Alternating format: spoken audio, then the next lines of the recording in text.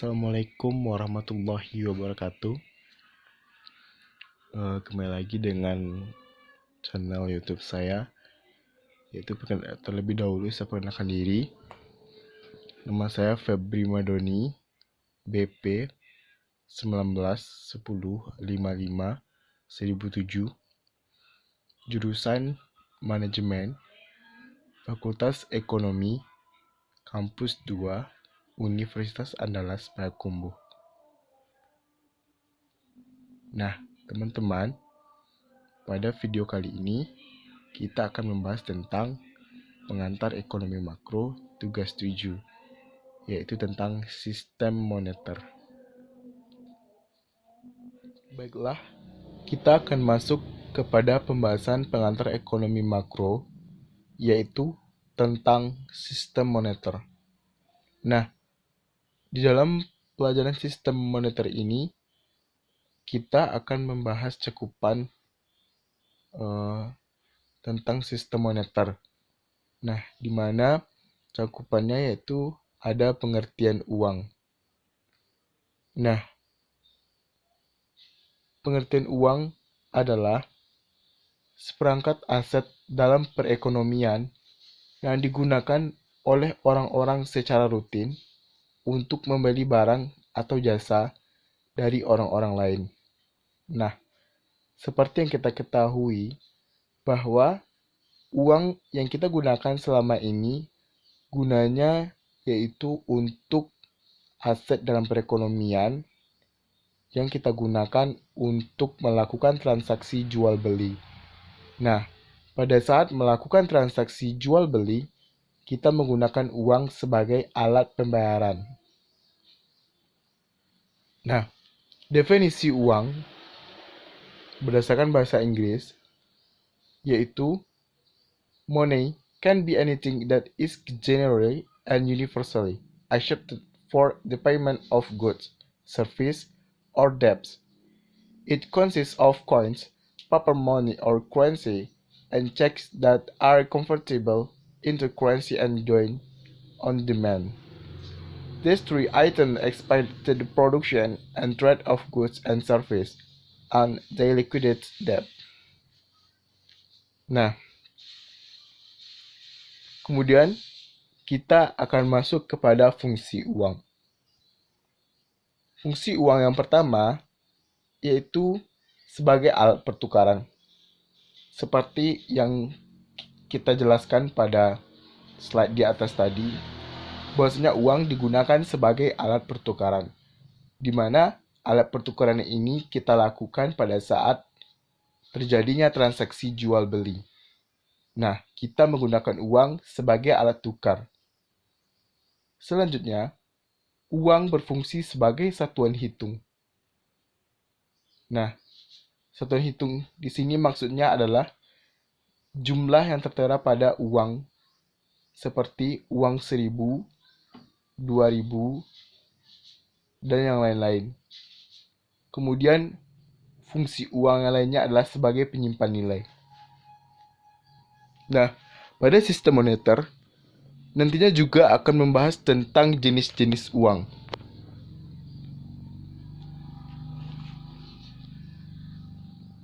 Yaitu, ada yang pertama yang namanya uang komoditas. Yaitu, uang yang mengandung nilai intrinsik, misalnya emas. Nah, uang komoditas ini yaitu uang yang mengandung nilai intrinsik, misalnya emas. Jadi emas yang kita gunakan atau yang sering digunakan oleh kaum wanita itu termasuk ke dalam jenis uang komoditas. Nah, selanjutnya ada yang namanya uang fiat, yaitu uang tanpa nilai intrinsik yang digunakan sebagai uang karena keputusan pemerintah. Nah, kemudian yang ketiga, ada yang namanya uang tunai, yaitu lembaran kertas dan kepingan logam yang dinyatakan sebagai uang yang dipegang oleh masyarakat. Nah, jadi pada jenis-jenis uang, pada sistem moneter ada yang namanya uang tunai. Nah, uang tunai ini yang kita gunakan sehari-hari dalam melakukan transaksi jual beli, di mana uang tunai itu merupakan lembaran kertas dan kepingan logam yang dinyatakan sebagai uang yang dipegang oleh masyarakat. Nah, intinya pada jenis uang sistem moneter, yaitu mengenai uang tunai ini, yaitu adalah uang yang kita gunakan sehari-hari. Contohnya yaitu uang kertas dan uang logam yang kita gunakan adalah bermacam-macam. Ada yang 1.000, 2.000, 50.000, 100.000, 20.000, dan lain-lain. Kemudian ada yang namanya rekening giro, yaitu saldo rekening di bank yang dapat diakses oleh penyimpannya dengan menulis cek. Nah, selain itu, pada sistem moneter juga akan membahas tentang jenis uang berdasarkan nilai.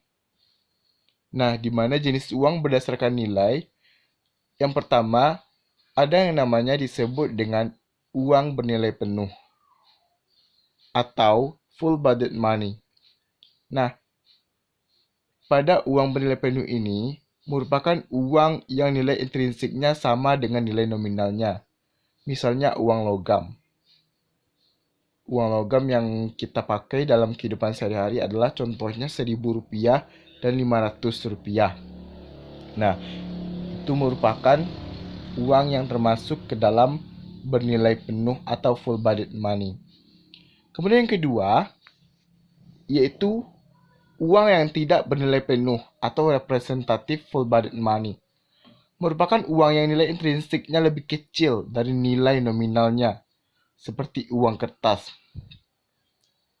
Nah, di mana pada jenis uang tidak bernilai penuh ini, contohnya saja adalah pada uang kertas. Nah, selanjutnya kita akan masuk kepada pembahasan jenis uang berdasarkan kawasan. Nah, pada jenis uang berdasarkan kawasan ini, ada yang pertama namanya adalah uang lokal. Nah, pada uang lokal ini berlaku di suatu negara tertentu seperti rupiah di Indonesia atau ringgit di Malaysia. Nah, teman-teman hanya perlu memahami bahwa uang lokal itu hanya berlaku di suatu negara saja. Contohnya itu Indonesia seperti rupiah dan negara Malaysia seperti ringgit. Nah, kemudian yang kedua, ada yang namanya uang regional, di mana pada uang regional ini berlaku di kawasan tertentu yang lebih luas dari uang lokal. Misalnya uang euro yang berlaku di benua Eropa.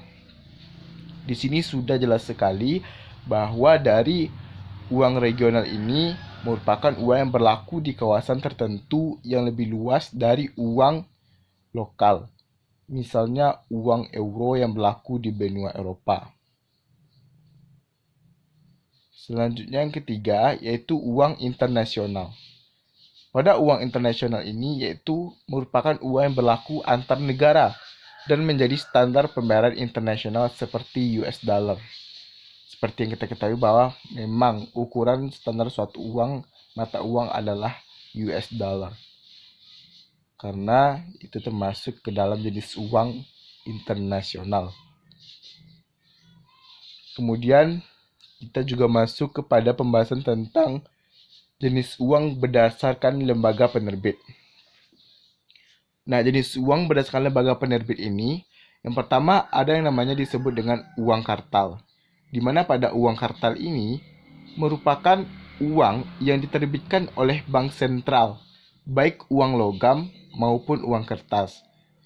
Nah, pada uang kartal ini merupakan uang yang diterbitkan oleh bank sentral, baik uang logam maupun uang kertas. Yang kedua, ada yang namanya uang giral. Nah, pada uang giral ini merupakan uang yang diterbitkan oleh bank umum, seperti cek, bilet giro, traveler's check, atau credit card. Nah, selanjutnya yaitu uang kartal versus giral. Nah, kita perlu membandingkan antara kedua jenis uang ini berdasarkan penerbitnya. Nah, yang pertama, nominal dalam uang kartal telah tertera dan terbatas. Sedangkan nominal uang giral harus ditulisi dulu sesuai kebutuhan dan jumlahnya tidak terbatas. Dari segi nominal, perbandingan uang kartal dan giral ini, kalau dalam uang kartal telah tertera dan terbatas nominalnya. Sedangkan nominal uang giral harus ditulis dahulu sesuai kebutuhan dan jumlahnya tidak terbatas. Yang kedua, uang kartal ini dijamin oleh pemerintah, sedangkan uang giral hanya dijamin oleh bank penerbitnya. Yang ketiga, uang kartal ada kepastian pembayaran seperti yang tertera dalam nominal uang, sedangkan uang giral belum ada kepastian pembayarannya. Selanjutnya ada beberapa pengertian dari penerbit. Pertama adalah bank sentral, yaitu institusi yang dirancang untuk mengawasi sistem perbankan dengan mengatur jumlah uang dalam perekonomian. Jadi bank sentral itu dirancang untuk mengawasi sistem perbankan dengan mengatur jumlah uang dalam perekonomian. Kemudian ada jumlah uang beredar. Nah, jumlah uang beredar itu adalah jumlah uang yang tersedia dalam suatu perekonomian. Kemudian ada yang namanya kebijakan moneter, di mana pada kebijakan moneter ini adalah pengaturan jumlah uang beredar oleh para pembuat kebijakan di bank sentral. Dan keempat, penggandaan uang atau money multiplier adalah jumlah uang yang diciptakan oleh sistem perbankan dari setiap unit cadangan bank. Selanjutnya kita akan masuk kepada perangkat kebijakan moneter.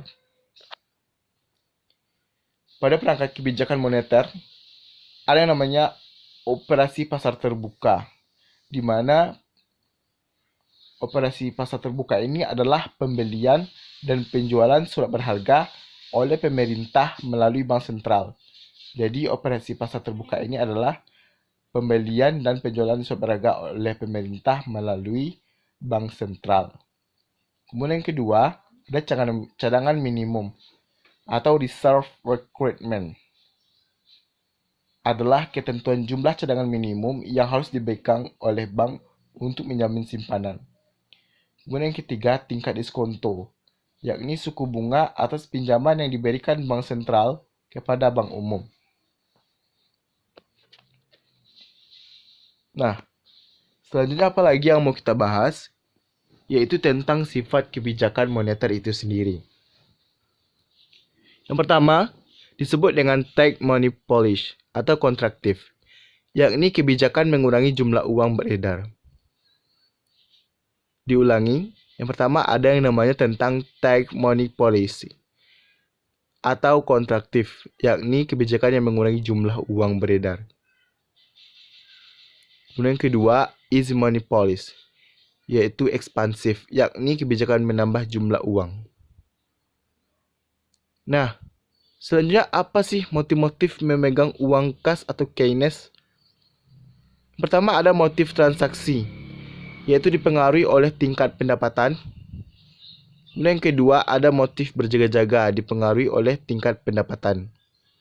Yang ketiga ada motif spekulasi, dipengaruhi oleh tingkat bunga.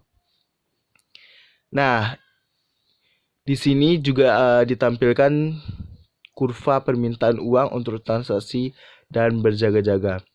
Nah, seperti yang teman-teman lihat pada kurva ini jelaskan bahwa pada gambar 4.4 permintaan uang untuk transaksi dan berjaga-jaga, di mana Y sama dengan pendapatan nasional real.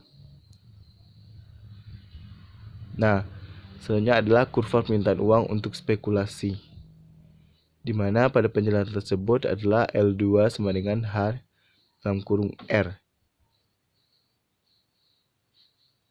Nah, selanjutnya kita masuk kepada penawaran uang, yakni jumlah uang yang beredar yang terdiri dari semua uang kartal dan uang giral yang ada di tangan masyarakat, bukan bank. Kemudian uang kartal adalah uang yang diciptakan oleh pemerintah. Uang giral adalah uang yang diciptakan oleh bank umum karena memberikan kredit kepada nasabah. Selanjutnya ada penawaran uang kartal dan uang giral, di mana ada kurvanya ini pada gambar jelaskan MK, MG, di mana MS sama dengan MK tambah MG. Nah, garis yang vertikal ini disebut dengan MS, yang horizontal ini R%. Nah, di sini juga ada kurva keseimbangan pasar uang. Ada yang tingkat bunganya R0, ada juga R1, kemudian pada MS dan MD-nya ada MK1 dan ada MK2. Kemudian ada yang namanya kebijakan fiskal, di mana pada kebijakan pemerintah yang dilaksanakan dengan cara memanipulasi anggaran belanja negara, misalnya meningkatkan atau mengurangi pajak dan subsidi. Kemudian pengeluaran pemerintah ada dua macam. Yang pertama ada yang namanya executive expenditure atau belanja barang dan jasa. Kemudian yang kedua ada transfer payment, gaji, pegawai, subsidi dan sebagainya. Nah, jadi itulah beberapa pembahasan tentang sistem moneter dan beberapa cakupan-cakupan yang sudah dijelaskan. Nah, semoga dengan tayangan ini teman-teman dapat mengerti dan memahami tentang materi sistem moneter. Sekian, terima kasih. Assalamualaikum warahmatullahi wabarakatuh.